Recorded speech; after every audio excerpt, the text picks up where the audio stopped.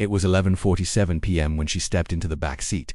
The door shut gently, not slammed, not rushed, like someone who was already too tired to move quickly. The driver glanced in the rearview mirror.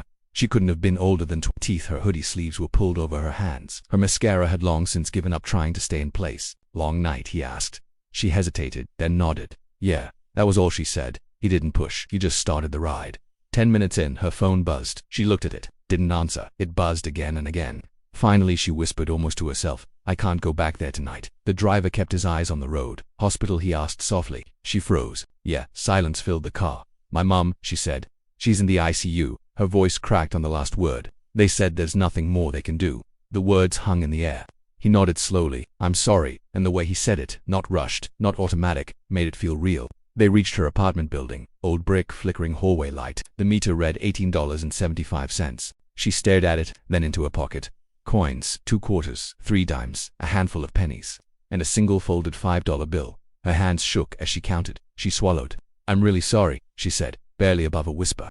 "This is all I have right now. I can get you the rest tomorrow. I promise. I had to leave." She held out the $5. It looked so small in her hand, so final. The driver looked at the money, then at her reflection in the mirror. He saw exhaustion, grief, fear, but what he really saw was himself 15 years earlier. He remembered a hospital room, different city, same smell. His wife in the bed, machines beeping, doctors saying words that didn't feel real, and him standing outside afterward, with only $3 in his pocket. Not enough for the cab ride home.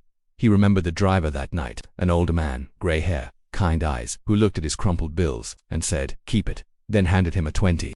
"For tomorrow," the man had said. "You're going to need it." The young woman's hand was still stretched forward, the $5 bill, trembling. The driver gently pushed her hand back. "Keep it." Her eyebrows furrowed.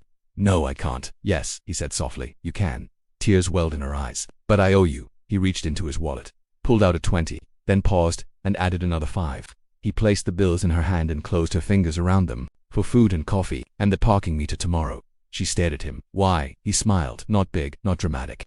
Just quiet.